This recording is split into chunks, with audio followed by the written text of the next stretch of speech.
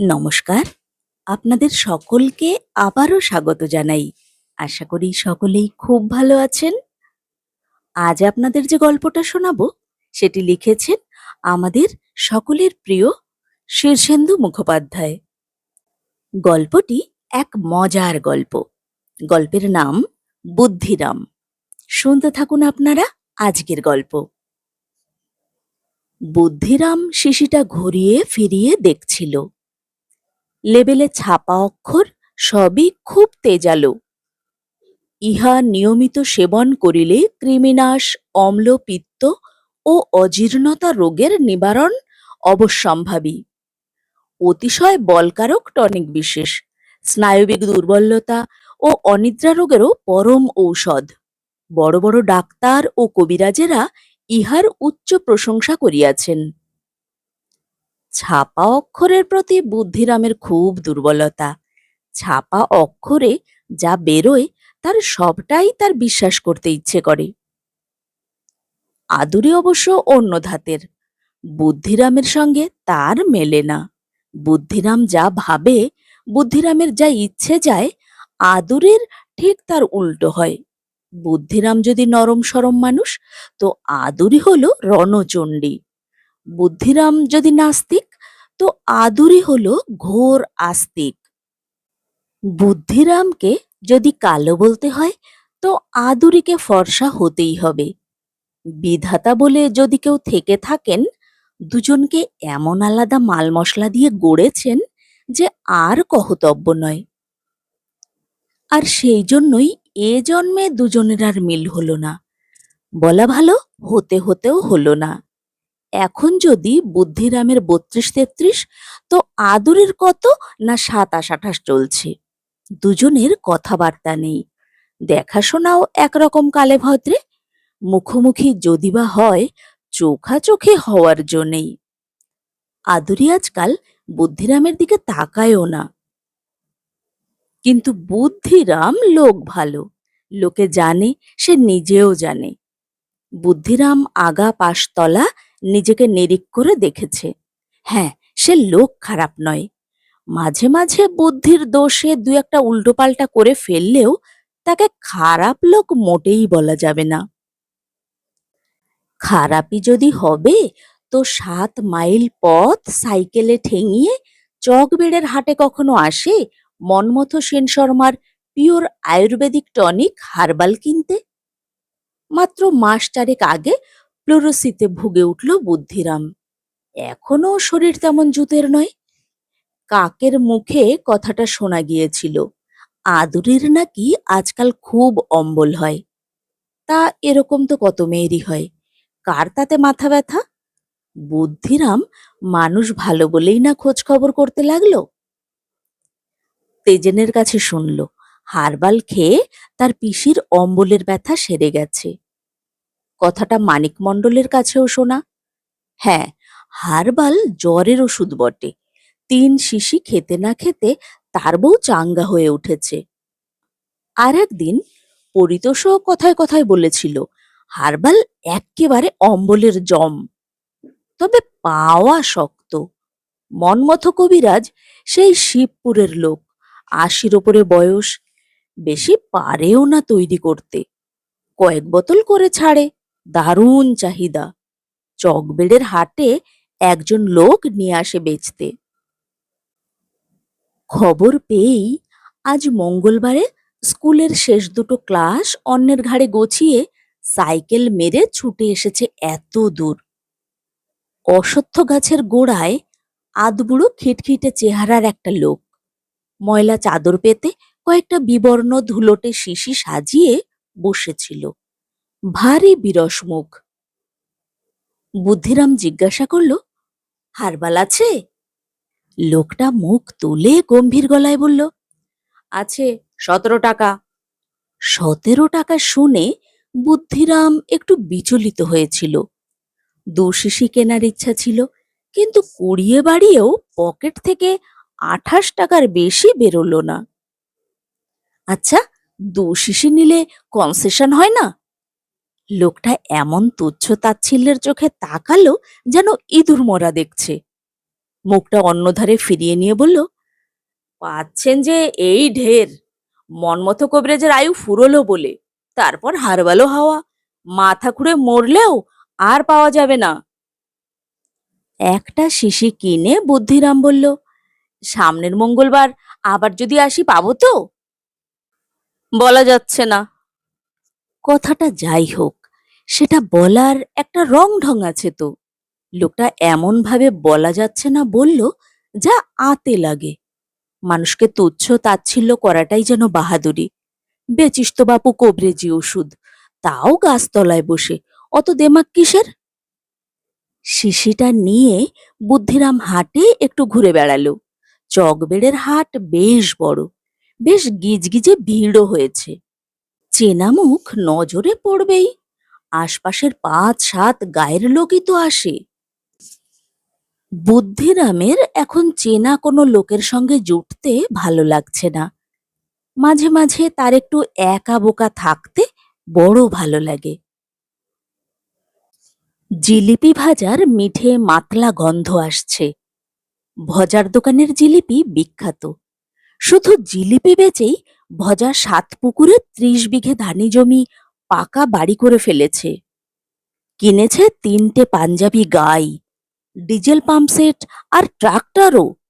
ছেঁড়া গেঞ্জি আর হেঁটো ধুতি পরে এমন ভাবখানা করে বসে থাকে যেন তার নুন আনতে পান্তা ফুরোয়। আজও ভজার সেই বেশ। নারকোলের মালার ফুটো দিয়ে পাকা হাতে খামি ফেলছে ফুটন্ত তেলে। ৪টে ছোকরা রসের গামলা থেকে টাটকা জিলিপি শালপাতার ঠোঙায় বেচতে বেচতে হিমশিম খেয়ে যাচ্ছে। রাজ্যের মানুষ মাছির মতন ভন ভন করছে দোকানের সামনে। বুদ্ধিরাম কাণ্ডটা দেখল খানিক দাঁড়িয়ে। ডান হাতে বা হাতে পয়সা আসছে জোর, ক্যাশ বাক্সটা বন্ধ করার সময়ই নেই। আর তার ভিতরে টাকা পয়সা এমন গিজগিজ করছে যে চোখ কচকচ করে। টাকা পয়সার ভাবনা বুদ্ধিরাম বিশেষ ভাবে না বটে, কিন্তু একসঙ্গে অতগুলো টাকা দেখলে বুকের ভিতরটা যেন কেমন করে। বুদ্ধিরাম বেঞ্চে একটু জায়গা খুঁজল। ঠাসাঠাসি গাদাগাদি লোক, সকলেই জিলিপিতে মজে আছে। এমন খাচ্ছে যেন এই শেষ খাওয়া। ভোমা ভোমা নীল মাছি ওড়াউড়ি করছে বিস্তর। ভিতর ভাগে ৩খানা বেঞ্চের একটা থেকে দুজন উঠে যেতেই বুদ্ধিরাম গিয়ে বসে পড়ল। এখনো আশ্বিনের শেষে তেমন শীত ভাব নেই। দুপুরবেলাটায় গরম হয়। উনুনের তাপ আর কাঠের ধোঁয়ায় চালাঘরের ভিতরটা রীতিমতন তেতে আছে। বুদ্ধিরাম বসেই ঘামতে লাগলো। পাশের লোকটা এখনো জিলিপি পায়নি, বৃথা হাঁকডাক করছে। বলি, ও ভজাদা, আধ ঘন্টা হয়ে গেল হাঁ করে বসে আছি, দেবে তো? দিচ্ছি বাবু দিচ্ছি, 10খানা তো হাত নয়। আর আমাদেরই বুঝি মেলা ফালতু সময় আছে হাতে? এই চড়াটা হলেই দিচ্ছি গো। লোকটা ফস করে বুদ্ধিরামের হাত থেকে বোতলটা কেড়ে নিয়ে দেখল। তারপর মাতুব্বরের মতন বলল, হারবাল, মন মতো কবরেজের ওষুধ, দূর দূর, কোনো কাজের নয়, 3 শিশি খেয়েছি। বুদ্ধিরাম তার হাত থেকে বোতলটা ফের নিয়ে বলল, তা বেশ, কাজ হয় না তো হয় না। লোকটা ভারী কড়া চোখে বুদ্ধিরামকে একটু চেয়ে দেখল। জিলিপি এসে পড়ায় আর কিছু বলতে পারল না। মুখ তো মাত্র একটা, একসঙ্গে 2 কাজ তো করা যায় না। তার উপর ভজার জিলিপি মুখকে ভারী রসস্থ করে দেয়, কথা বলাই যায় না। বুদ্ধিরামকে লোকে বলে ভাবের লোক, কথাটা মিথ্যেও নয়। বুদ্ধিরাম বড় ভাবতে ভালোবাসে। ভাবতে ভাবতে তার মাথাটা যে তাকে কাহা কাহা মুলুকে নিয়ে যায়, কত আজগুবি জিনিস দেখায়, তার কোনো ঠিক ঠিকানা নেই। বুদ্ধিরাম ভজার জিলিপির দোকানে বসে বসে ভাবতে লাগলো, এই যে ভজা বাঁ হাতে ডান হাতে হরিণ লুটের মতন পয়সা কামাচ্ছে, এতে হচ্ছেটা কি? এত জমি জিরেত, ঘরবাড়ি, বিষয় সম্পত্তি, এই সব ছেড়ে একদিন ফুটুস করে চোখ উল্টাতে হবে। তখন ভজার ছেলেরা কেউ জিলিপির প্যাচ কষতে তো আসবে না। ভাগ বাটোয়ারা নিয়ে লাঠালাঠি মারামারি করে ভাগ ভিন্ন হবে। ভজা কি আর তা জানে না? তবু খেয়ে না খেয়ে মেলায় মেলায় রোদ জল মাথায় করে গিয়ে চালা বেঁধে কেবল জিলিপি খেলিয়ে যাচ্ছে। টাকার নেশায় পেয়েছে লোকটাকে। বসে থাকতে থাকতে বুদ্ধিরামের পালা এসে গেল অবশেষে। ঠোঙায় ৮খানা রসে মাখামাখি গরম জিলিপি। আহা, এই রকম এক ঠোঙা যদি আদুরির হাতেও গরমাগরম পৌঁছে দেওয়া যেত। প্রথম জিলিপিটা দাঁতে কাটতে গিয়েই টপ টপ করে অসাবধানে দুফোঁটা রস পড়ে গেল টেরিকটনের পাঞ্জাবিতে। বড় সাধের পাঞ্জাবি, ঘি রঙের, গলায় আর পুটে চিকনের কাজ করা। বুদ্ধিরাম রুমালে মুছে নিল রসটা। মনটা খুঁতখুত করতে লাগলো। এক্কেবারে নতুন পাঞ্জাবি, কাচি ধুতির উপরে এটা পরে আদুরির বাড়ির সামনে খুব কয়েকটা চক্কর দিয়েছিল সাইকেলে। আদুরি অবশ্য বেরোয়নি, কিন্তু বুদ্ধিরামের ধারণা যে আদুরি তাকে আড়াল থেকে ঠিকই দেখে। জিলিপির দাম দিয়ে বুদ্ধিরাম উঠে পড়ল। সামনেই পানের দোকান। সে পান সিগারেট খায় না। দোকানের সামনে দাঁড়িয়ে তেড়া বেঁকা আয়নায় নিজেকে একটু দেখে নিল। না, বুদ্ধিরাম দেখতে খারাপ নয়, রংটা যা একটু ময়লা, কিন্তু চোখ মুখ বেশ কাটা কাটা। নিজেকে দেখে সে একটু খুশিই হলো। রুমাল দিয়ে মুখের ঘামটা মুছে নিল। একটা দোকানে ৫০ পয়সার কড়ারে সাইকেল জমা রেখেছিল। সাইকেল নিয়ে বেরিয়ে পড়ল। চারিদিকে উধাও মাঠঘাট, ধানক্ষেত। আকাশটা কি বিশাল! বাঁশবনের পেছনে সূর্য একটু ঢলে গেছে। ফুরফুরে হাওয়া। বুদ্ধিরাম ধান খেতে নেমে পড়ল। চওড়া আল, খানিক দূর দিয়ে রাস্তা। ধান ক্ষেতের ভিতরে নেমে বুদ্ধিরামের মনটা আবার কেমন যেন হয়ে গেল। আদুরি কি ওষুধটা খাবে? এমনিতেই মেয়েরা ওষুধ খেতে চায় না, তার উপরে বুদ্ধিরামের পাঠানো ওষুধ। আদুরি বোধহয় ছোবেও না, এত পরিশ্রম বৃথাই যাবে। তা যাক, বুদ্ধিরামের কাজ বুদ্ধিরাম করেই যাবে। পুজোয় একটা শাড়ি পাঠিয়েছিল বুদ্ধিরাম। বুদ্ধিরামের বোন রসকলি গিয়ে দিয়ে এসেছিল। হাত বাড়িয়ে নেয়ও নি, বিরস মুখে নাকি জিজ্ঞেস করেছিল, কে পাঠিয়েছে রে? রসকলি বোকা গোছের মেয়ে, ভয়ে ভয়ে শেখানো কথা বলেছিল, মা পাঠালো। তোর মা আমাকে শাড়ি পাঠাবে কেন? তা জানি না, এটা পরে অষ্টমী পূজায় অঞ্জলি দিও। শাড়িটা ভালোই, কালু তাঁতির ঘর থেকে কেনা, লাল জমির উপর ঢাকাই বুটি। শাড়িটার দিকে তাকায়নি আদুরি, শুধু দয়া করে বলেছিল, ওখানে কোথাও রেখে যা। সেই শাড়ি আজ অব্দি পরেনি আদুরি। নজর রেখে দেখেছে বুদ্ধিরাম, খোঁজ খবরও নিয়েছে। শাড়িটা পরেনি, তবে নিয়েছে, ফিরিয়ে দেয়নি। এটাই যা লাভ হয়েছে বুদ্ধিরামের। তারপর একদিন হঠাৎ নজরে পড়ল সেই শাড়িটা পরে রসকলি ঘুরে বেড়াচ্ছে। শাড়িটা কোথায় পেলি? ভয়ে ভয়ে রসকলি বলল, আদুরি দিদি দিল। দিল বলেই নিলি? তা কি করব? বুদ্ধিরাম আর কিচ্ছু বলেনি। রাগটা গিলে ফেলেছিল। মনটা বড্ড উচাটন ছিল কয়েকদিন অপমানে। দোষঘাট মানুষের কি হয় না? তখন বুদ্ধিরাম তো আর এই বুদ্ধিরাম ছিল না। আজকের এক গেও স্কুলের মাস্টার বুদ্ধিরামকে দেখে কে বিশ্বাস করবে যে স্কুলে সে ছিল ফার্স্ট বয়? পাশটাও করেছিল জব্বর, দুটো লেটার নিয়ে। বিয়ের কথাটা তখনই ওঠে। বুদ্ধিরাম যখন ডাক্তার, ইঞ্জিনিয়ার, কেউকেটা হওয়ার স্বপ্ন দেখছে। বুড়ি ঠাকুমা তখন এতটা বুড়ো হয়নি। একদিন আদুরিকে একেবারে কোণে সাজে সাজিয়ে নিয়ে এসে বলল, দেখো তো ভাই, পছন্দ হয়? হলে দেগে রাখি, পাশ টাশ করে থিতু হলে মালা বদল করিয়ে দেব। আদুরি অপছন্দের মেয়ে নয়, ফর্সা তো বটেই, মুখ চোখ রীতিমতন ভালো। কিন্তু গায়ের মেয়ে নিত্যি দেখাশোনা হয়, যাকে বলে ঘরকা মুরগি। তাই বুদ্ধিরাম ঠোঁট বেঁকিয়ে বলেছিল, ফুহ, এর চেয়ে গলায় দড়ি দেওয়াও ভালো। কেন রে, মেয়েটা কি খারাপ? দেখ তো, কেমন মুখ চোখ, কেমন ফর্সা। 7 জন্ম বিয়ে না করে থাকলেও ও মেয়ে আমার চলবে না। যাও তো ঠাকুমা, সং বন্ধ করো। একেবারে মুখের উপর থাবড়া মারা যাকে বলে। আদুরের খুব অপমান হয়েছিল। তার তখন বছর 12 বয়স। এক ছুট্টে পালিয়ে গেল, আর কোনো দিন এলো না। খুব নাকি গড়াগড়ি খেয়ে কেঁদেছিল মেয়েটা।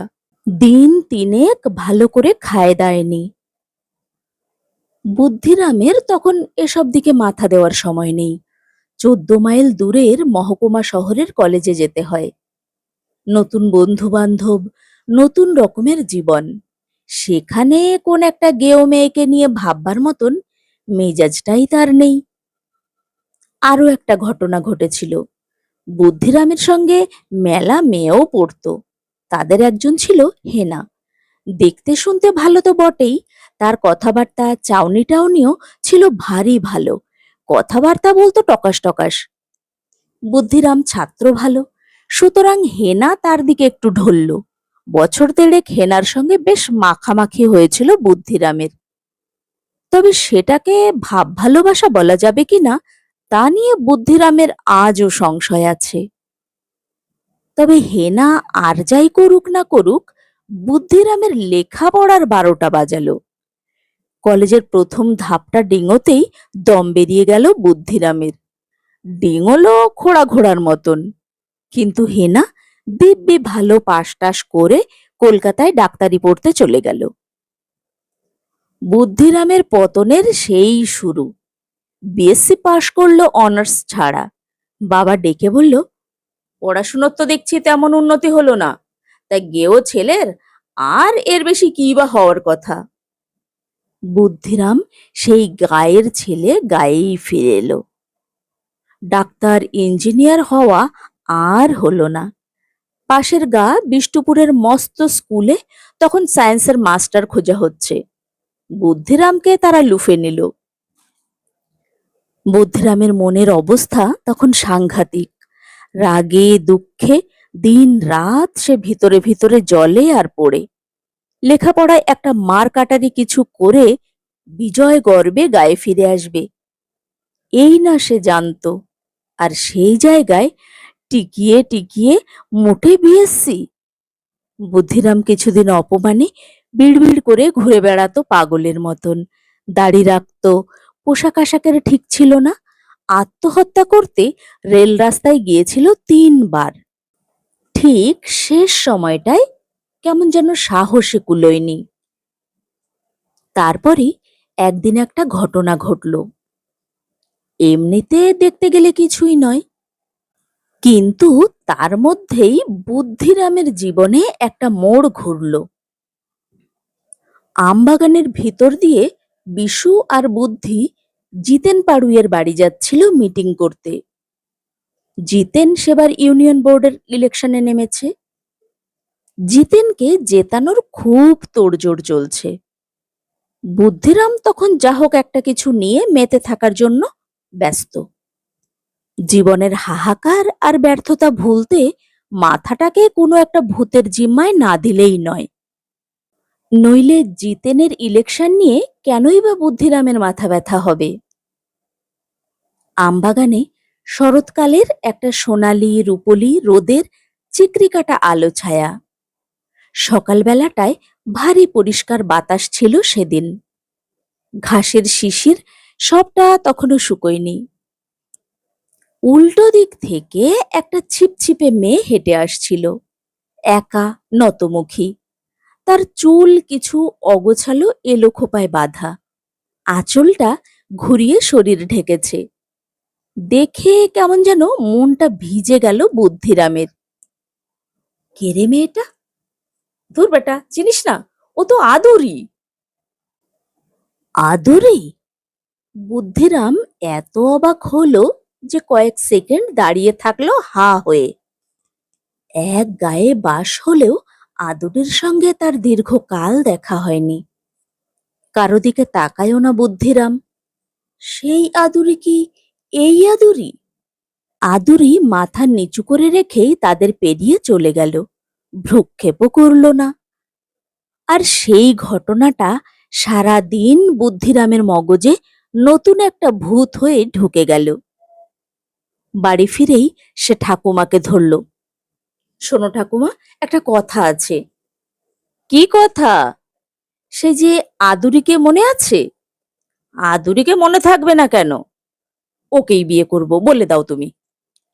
ঠাকুমা তার মাথায় পিঠে হাত টাত বুলিয়ে বলল, বড্ড দেরি করে ফেললি রে ভাই। আদুরের তো শুনছি বিয়ে ঠিক হয়ে গেছে, হরিপুরের চন্দ্রনাথ মল্লিকের ছেলে পরেশের সঙ্গে। বুদ্ধিরাম এমন তাজ্জব কথা যেন জীবনে শোনেনি। আদুরির বিয়ে ঠিক হয়ে গেছে? তাহলে তো খুব মুশকিল হবে বুদ্ধিরামের। সেই দিনই সে গোপনে তার দুই একজন বিশ্বস্ত বন্ধুর সঙ্গে পরামর্শে বসে গেল। কেষ্ট বলল, বিয়েটা না ভাঙতে পারলে তো আশা নেই। ভাঙতে হলে সবচেয়ে ভালো উপায় হলো চন্দ্রনাথ মল্লিককে একখানা বেনামি চিঠি লেখা। তো তাই হলো। কেষ্ট নানা ছাদে লিখতে পারে, তার সাইনবোর্ডের দোকান আছে। চিঠিটা সেই লিখে দিল। দিন 7 বাদে শোনা গেল বিয়ে ভেঙে গেছে। বুদ্ধিরাম ভেবেছিল এবার জলের মতন কাজটা হয়ে যাবে। সে গিয়ে ফের ঠাকুমাকে ধরল। শুনেছি আদুরের বিয়েটা ভেঙে গেছে, তা আমি রাজি আছি বিয়ে করতে। ঠাকুমা গেল প্রস্তাব নিয়ে। বুদ্ধিরাম নিশ্চিন্তে ছিল, এরকম প্রস্তাব তো মেয়ের বাড়ির পক্ষে স্বপ্নের অগোচর। কিন্তু সন্ধ্যাবেলায় ফিরে এসে ঠাকুমা বিরস মুখে বলল, মেয়েটার মাথায় ভূত আছে। কেন গো ঠাকুমা? মুখের উপর বলল, ও ছেলেকে বিয়ে করার চেয়ে গলায় দড়ি দেওয়া ভালো। বুদ্ধিরাম এক কথায় এমন হতবুদ্ধি হয়ে পড়ল যে বলার নয়। বলল, এত বুকের পাটা? সেই রাতে বুদ্ধিরাম ঘুমোতে পারল না। কেবল ঘর বার করল, 10 বার জল খেলো, ঘন ঘন বাথরুমে গেল। মাথার চুল মুঠো করে ধরে বসে রইল। রাগে ক্ষোভে অপমানে তার মাথাটাই গেল ঘুলিয়ে। ভোরের দিকে সে একটু ঝিমোলো। ঝিমোতে ঝিমোতে ভাবল, বহুত আচ্ছা, এইরকম তেজি মেয়েই তো চাই। গেও মেয়েগুলো যেন ভেজানো নেতা, কারো ব্যক্তিত্ব বলে কিচ্ছু নেই। আদুরির আছে, এটা তো খুব ভালো খবর। সকালবেলায় সে একখানা পেল্লায় 7 পৃষ্ঠার চিঠি লিখে ফেলল আদুরিকে। মেলা ভালো ভালো শব্দ লিখল তার মধ্যে, অন্তত গোটা 5 কোটেশন ছিল। সব শেষে লিখল, তোমাকে ছাড়া আমার জীবন বৃথা। রসকলির হাত দিয়ে চিঠিটা পাঠিয়ে সে ঘরে পায়চারি করতে লাগলো তীব্র উত্তেজনায়। আজ অবধি সে কোনো মেয়েকে প্রেমপত্র লেখেনি, এই প্রথম। রসকলি ঘণ্টাখানেক পর ফিরে এসে বলল, ও দাদা, চিঠিটা যে না পড়েই ছিঁড়ে ফেললো গো। চুপ, চেঁচাস না। কিচ্ছু বলল না? কি বলবে? শুধু জিজ্ঞাসা করলো, চিঠিটা কে দিয়েছে। তোমার কথা বলতেই খাম শুদ্ধ চিঠিটা কুচি কুচি করে ছিঁড়ে ফেলল। বোনের কাছে ভারী অপদস্থ হয়ে পড়ল বুদ্ধিরাম। তবে রসকলি হাবাগোবা বলে রক্ষে। বুদ্ধিরাম বলল, কাউকে কিচ্ছু বলিস না, ভালো একটা জামা কিনে দেবোক্ষণ। তখন অপমানে লাঞ্ছনায় বুদ্ধিরামের পায়ের তলায় মাটি নেই। সারাটা দিন তার কাটল এক ঘোরের মধ্যে। কিন্তু 2 দিন বাদে সে বুঝতে পারল, আদুরি যত কঠিনই হোক, তাকে জয় করতে না পারলে জীবনটাই বৃথা। তবে বুদ্ধিরাম আর বোকার মতন চিঠি চাপাটি চালাচালি করতে গেল না। আদুরের ধাতটা বুঝবার চেষ্টা করতে লাগলো সে। গায়ের মেয়ে, সুতরাং তাদের বাড়ির সকলের সঙ্গেই আজন্ম চেনা জানা বুদ্ধিরামের। তবে সে দেমাগ বশে কারো বাড়িতেই তেমন যেত টেত না। ঘটনার পর দিন কয়েক আদুরিদের বাড়িতে হানা দিতে লাগলো সে। আদুরের কাকা জ্যাঠা মিলে মস্ত সংসার, বড় গেরস্ত তারা। ৩-৪খানা উঠোন, ২০-২৫টা ঘর, সারা দিন ক্যাচ ম্যাচ লেগেই আছে। বুদ্ধিরাম গিয়ে যে খুব সুবিধে করতে পারলো তা নয়। বাইরের ঘরের দাওয়ায় বসে হয়তো কখনো আদুরির কেশো দাদুর সঙ্গে খানিক কথা কয়ে এলো, না হয়তো কোনোদিন আদুরির জ্যাঠা হারিবাবুর কাছে কিছু উপদেশ শুনে আসতে হলো। চা বিস্কুটও যে জোটেনি তা নয়, সে গায়ের ভালো ছেলে, খাতির একটু লোকে করেই, কিন্তু যে উদ্দেশ্যে যাওয়া সেদিকে কিছুই এগোলো না। কিছুদিন পর সে বুঝল এভাবে আদুরের কাছে এগোনো যাবে না, মহিলা মহলে ঢুকতে হবে। তাতেও বাধা ছিল না, আদুরিদের অন্দরমহলেও ঢুকতে সে পারে। আদুরির এক বৌদি হঠাৎ মুখ ফসকে বলে ফেলল, হ্যাঁ গো বুদ্ধি ঠাকুরপো, কোনো কালে তো তোমাকে এ বাড়িতে যাতায়াত করতে দেখিনি। তোমার মতলবখানা কি খুলে বলো তো? আমার তো বাপু তোমার মুখ চোখ ভালো ঠেকছে না। এই কথায় আর এক দফা অপমান বোধ করল বুদ্ধিরাম। সে পুরুষ মানুষ, কোন লজ্জায় মামাসি বৌদি শ্রেণীর মেয়েদের সঙ্গে বসে গল্প করে। সুতরাং বুদ্ধিরামকে জাল গোটাতে হলো। তারপরই আবার বিপদ। আদুরের ফের সম্বন্ধ এলো। চেহারাখানা ভালো, কিছু লেখাপড়াও জানে, সুতরাং আদুরিকে যে দেখে সেই পছন্দ করে যায়। দ্বিতীয় পাত্রপক্ষকেও বেনামা চিঠি দিতে হলো। ভেঙেও গেল বিয়ে। কিন্তু তাতে বুদ্ধিরামের যে খুব এগোলো কাজ তাও নয়, বরং উল্টে একটা বিপদ দেখা দিল।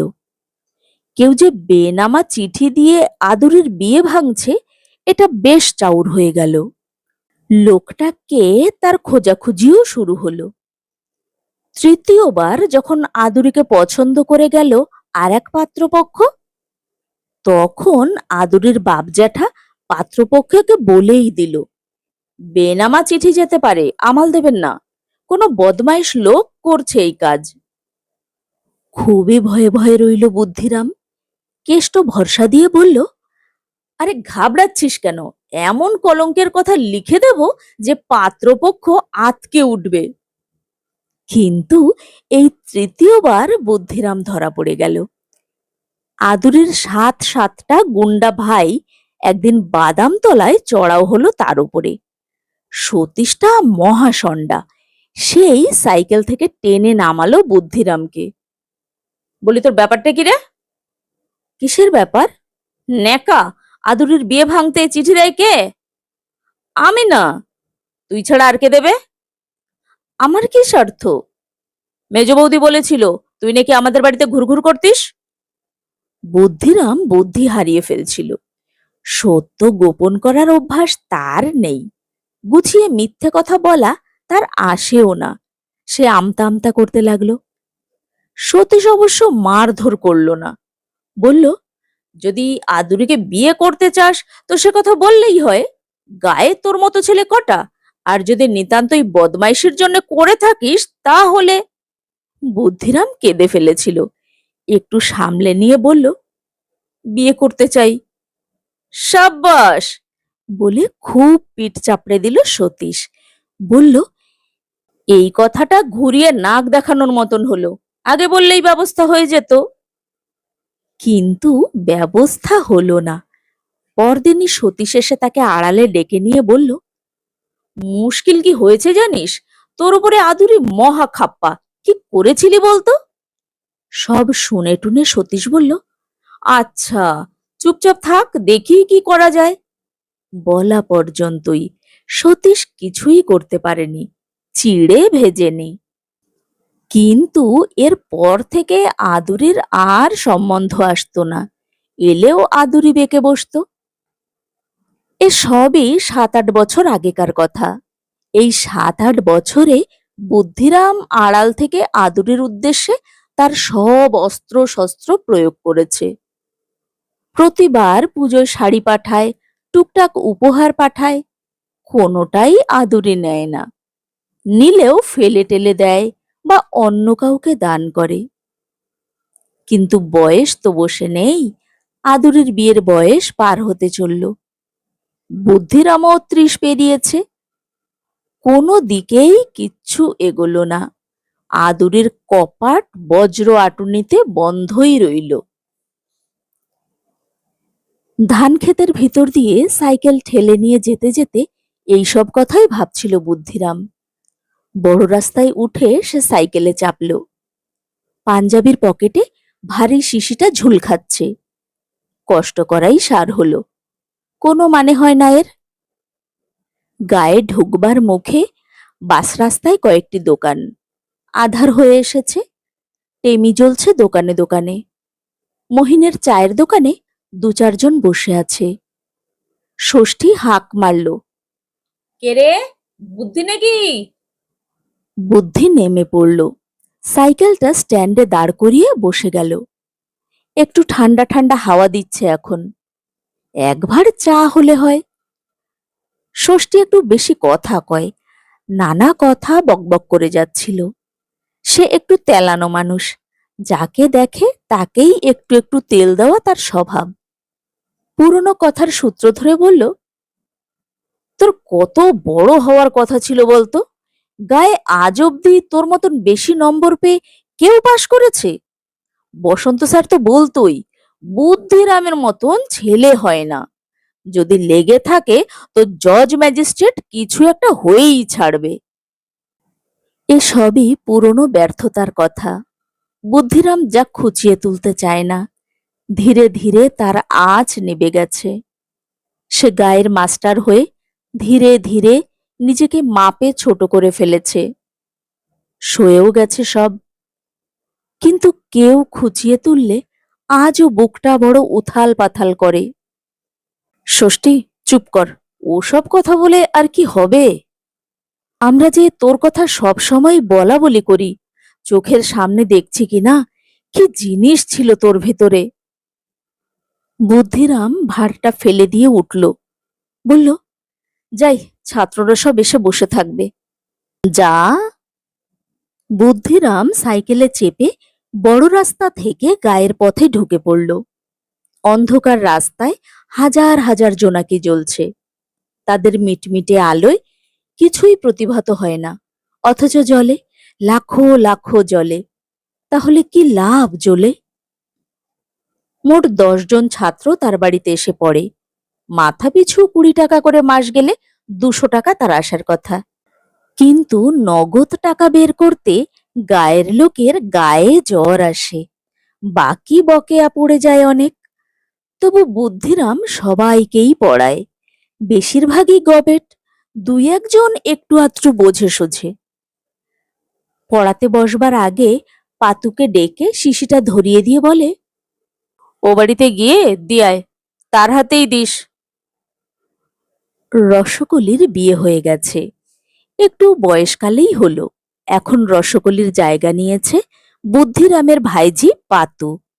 আদুরি আর বুদ্ধিরামের ব্যাপারটা দুবাড়ির কারোরই আর অজানা নেই, সুতরাং না হোক লজ্জা পাওয়ারও কোনো মানে হয় না। হাত মুখ ধুয়ে পড়াতে বসে গেল বুদ্ধিরাম। কিছুক্ষণ আর অন্যদিকে মনটা ছোটাছুটি করল না। ছাত্রদের মুখের দিকে চেয়ে অনেক কিছু ভুলে থাকা যায়। এই ভুলে থাকাটাই এখন বুদ্ধিরামের কাছে সবচেয়ে বড় কথা। যত ভুলে থাকা যায় ততই ভালো। জীবনটা আর কতই বা লম্বা, একদিন আয়ু ফুরবেই, তখন শান্তি, তখন ভারী শান্তি। পড়িয়ে যখন উঠল বুদ্ধিরাম, তখন বেশ রাত হয়েছে। ছাত্ররা যে যার লণ্ঠন হাতে উঠোন পেরিয়ে চলে যাচ্ছে। বুদ্ধিরাম দাওয়ায় দাঁড়িয়ে দেখল, এরপর তার একা লাগবে, খুব একা। পাতু ফিরে এসেছে, বারান্দায় ঘুরে ঘুরে কোলের ভাইকে ঘুম পাড়াচ্ছিল। হাতে দিয়েছিস তো? হ্যাঁ গো। কিছু বললে? না, শিশির গায়ে কি লেখা আছে পড়ল, তারপর তাকে রেখে দিল। ভাতের গন্ধ আসছে, জ্যাঠামশাইয়ের কাশির শব্দ, কে যেন কুয়ো থেকে জল তুলছে ছপাত ছপাত করে। দুটো কুকুরে ঝগড়া লেগেছে খুব। দাওয়ায় দাঁড়িয়ে বুদ্ধিরাম বাইরের কুয়াশা মাখা জ্যোৎস্নার দিকে আনমনে চেয়ে রইল।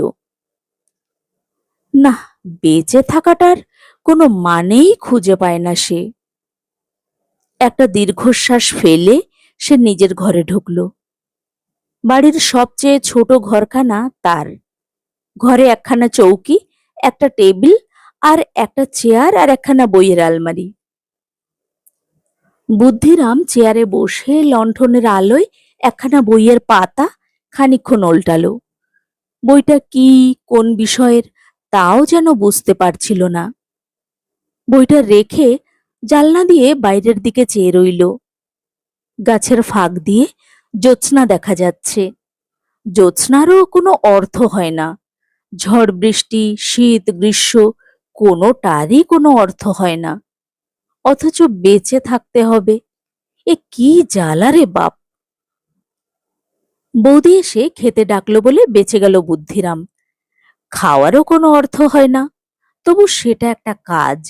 কিছুক্ষণ সময় কাটে, কথাবার্তা হয়, হাসি ঠাট্টা হয়, সময়টা কেটে যায়। বুদ্ধিরাম গিয়ে সাগ্রহে খেতে বসল। খেয়ে এসে বুদ্ধিরাম ফের কিছুক্ষণ বসে রইল চেয়ারে। চেয়ারে বসে বসেই কখন ঘুমিয়ে পড়ল কে জানে। পাতু এসে জাগালো। ওঠো সেচকা, বিছানা করে মশারি ফেলে গুজে দিয়েছি, সৌগে যাও। হাই তুলে উঠতে যাচ্ছিল বুদ্ধিরাম। পাতু ফের বলল, আজ ও বাড়ির সকলের মন খারাপ। নিবারণ দাদুর অবস্থা ভালো নয়। আদুর পিসির চোখ লাল, খুব কাঁদছিল। নিবারণ মানে হলো আদুরির বাবা। বুদ্ধিরাম খবরটা শুনল মাত্র, মনে আর কোনো বুচকুড়ি কাটল না। কলঘর ঘুরে এসে শুয়ে পড়ল। বাপ যদি মরে তো আদুরির মাথা থেকে ছাদ উড়ে যাবে। ভাবতে ভাবতে ঘুমলো বুদ্ধিরাম। আজকাল নির্বোধের মতো সে ঘুমোতে পারে।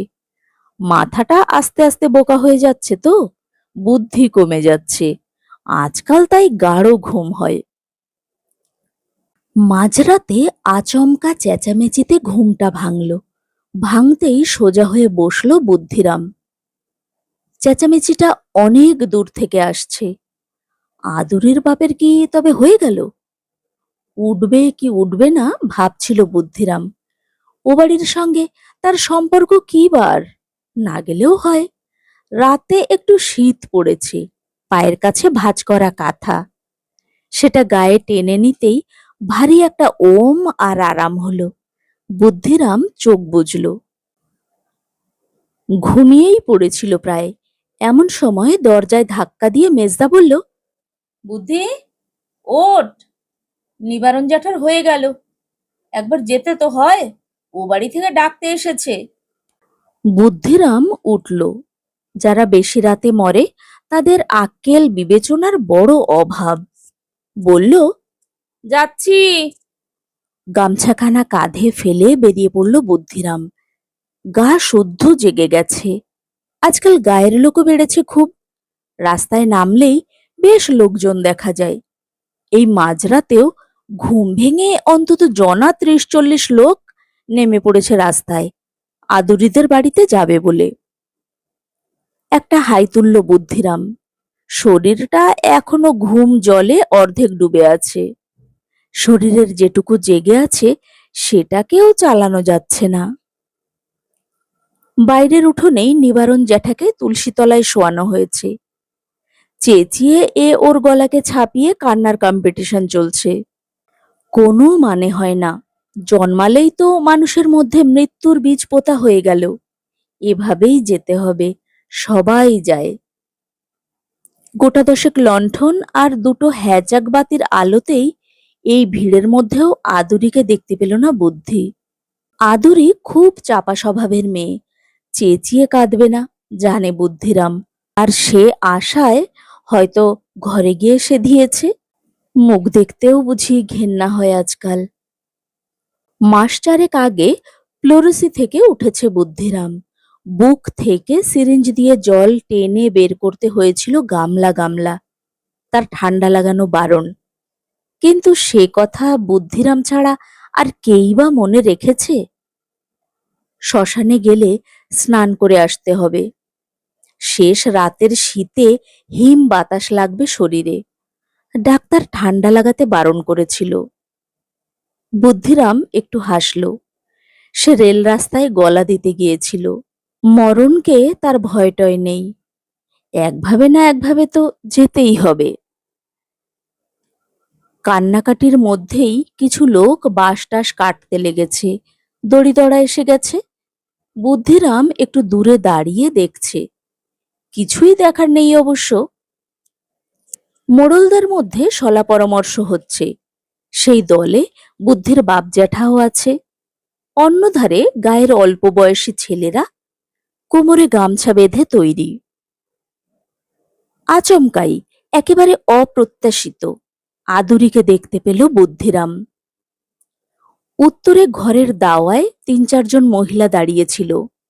সেই দলে বুদ্ধির জ্যাঠাইমাও। আদুরি হঠাৎ ঘর থেকে বেরিয়ে এসে সোজা বুদ্ধির দিকে তাকালো। গত ১০ বছরে বোধহয় প্রথম। বুদ্ধি একটু হতবুদ্ধি হয়ে গেল। না, ভুল দেখছে না। হ্যাচাকের আলোয় স্পষ্টই দেখা যাচ্ছে বাপের মরা উঠোনে শোয়ানো। তবু আদুরি সোজা তার দিকেই চেয়ে আছে, একেবারে নিষ্পলক। আজ বুদ্ধিরামই চোখ সরিয়ে নিল। তারপর আড়ে আড়ে চাইতে লাগল। মেয়েটার হলো কি? আদুরি তার জ্যাঠাইমার কানে কানে কি যেন বলল। তারপর একটু সরে দাঁড়ালো। আঁচলে মুখ চাপা দিয়ে নরম ভঙ্গিতে খুঁটিতে ঠেস দিয়ে দাঁড়ালো। তাতে যেন ভারী ফুটে উঠল আদুরি। কি যে দেখাচ্ছে! জ্যাঠাইমা হাতছানি দিয়ে তাকে ডাকছিল। বুদ্ধিরাম অগত্যা গিয়ে বলল, কি গো জ্যাঠাইমা, মরা ছুঁয়েছিস নাকি? না, তবে এবার তো ছুতেই হবে। কাজ নেই বাবা, বাড়ি যা, গায়ে গঙ্গা জল আর তুলসী পাতা ছিটিয়ে গিয়ে শুয়ে পড়। তোকে শ্মশানে যেতে হবে না। কেন? কেন আবার? কদিন আগে কি অসুখটা থেকেই না উঠলি, ঠান্ডা লাগলে আর বাঁচবি নাকি? আমার কিচ্ছু হবে না জ্যাঠাইমা, ভেবো না। কেন? তোরই বা যেতে হবে কেন? শ্মশানে যাওয়ার কি লোকের অভাব? কত লোক জুটে গেছে। আদুরি মনে করিয়ে দিল তাই। যা বাবা, ঘরে যা। আর একবার শুনতে ইচ্ছে করছিল। বলল, কে মনে করিয়ে দিল বললে? আদুরি অদূরে দাঁড়িয়ে সব শুনতে পাচ্ছে, নড়ল না। জ্যাঠাইমাও আর তাকে আমাল না দিয়ে অন্য মহিলাদের সঙ্গে কথা কইতে লাগলো। বুদ্ধিরাম ধীর পায়ে ছেলে ছোকরাদের দঙ্গলটার কাছে এসে দাঁড়ালো। বুদ্ধিদা, যাবে তো? যাব না মানে? তা গেল বুদ্ধিরাম, মরা কাঁধে নেচে নেচে গেল। বহুকাল পরে তার এক ধরনের আনন্দ হচ্ছিল আজ। না, প্রতিশোধ নেওয়ার আনন্দ নয়, প্রতিশোধের মধ্যে কোনো আনন্দ নেই। আজ তার আনন্দ হচ্ছিল একটা অন্য কারণে। ঠিক কেন তা সে বলতে পারবে না। মরা পড়ল। বুদ্ধিরাম কষে স্নান করল নদীর পাথুরে ঠান্ডা জলে। দুনিয়ার একজনও অন্তত তার অসুখটার কথা মনে রেখেছে। এখন আর মরতে বাধা কি? ভেজা গায়ে যখন উঠে এলো বুদ্ধিরাম, তখন শেষ রাতের হিম বাতাসে সে থরথর করে কাঁপছিল। সবাই কাঁপছে, কিন্তু তার কাঁপুনিটা আলাদা। লোকে বুঝতে পারল না। শুধু বুদ্ধিরামের নিজের ভেতরে যে নানা ভাঙচুর হচ্ছিল তা নিজেই টের পেল সে। হোতকা সতীশ কাছেই দাঁড়িয়ে গামছা নিংড়োচ্ছিল। হঠাৎ কি খেয়াল হতে বুদ্ধিরামের দিকে ফিরে বলল, হ্যাঁ রে বুদ্ধি, তুই যে বড় স্নান করলি। করবো না তো কি? সতীশ মুখে একটা চুকচুক শব্দ করে বলল, তোর না কি একটা অসুখ হয়েছিল কদিন আগে? কে বলল তোকে? সতীশ গামছাটা ফটাস ফটাস করে ঝেড়ে নিয়ে মাথা মুছতে মুছতে বলল, বেরোবার মুখে আদুরি এসে ধরেছিল আমায়, বলল, রাঙাদা, বুদ্ধিরামের কিন্তু শরীরটা ভালো নয়, হিম জলে স্নান করলে মরবে, ওকে দেখো। বুদ্ধিরাম কোনো কথা বলল না, গলার কাছে একটা দলা আটকে আছে, চোখে জল আসছিল। সতীশ গা মুছতে মুছতে বলল, তোর আক্কেল নেই? কোন বুদ্ধিতে এই সকালে স্নান করলি? বুদ্ধিরাম সতীশকে একটা গালি দিয়ে বলল, দূর, আজই তো স্নানের দিন, আজ স্নান করব না তো কবে করব? এতক্ষণ আপনারা শুনছিলেন শীর্ষেন্দু মুখোপাধ্যায়ের লেখা ছোট গল্প বুদ্ধিরাম। গল্পটি শুনে আপনাদের কেমন লাগলো? গুরুত্বপূর্ণ মতামত অবশ্যই কমেন্ট বক্সে লিখে জানাবেন। ভালো লাগলে বন্ধুদের সঙ্গে শেয়ার করবেন, লাইক দেবেন। আর আমার চ্যানেলটি যদি এখনো সাবস্ক্রাইব করা না থাকে, তাহলে এ ধরনের আরো অনেক গল্প শোনার জন্য চ্যানেলটিকে অবশ্যই সাবস্ক্রাইব করে নেবেন। সবাই খুব ভালো থাকুন।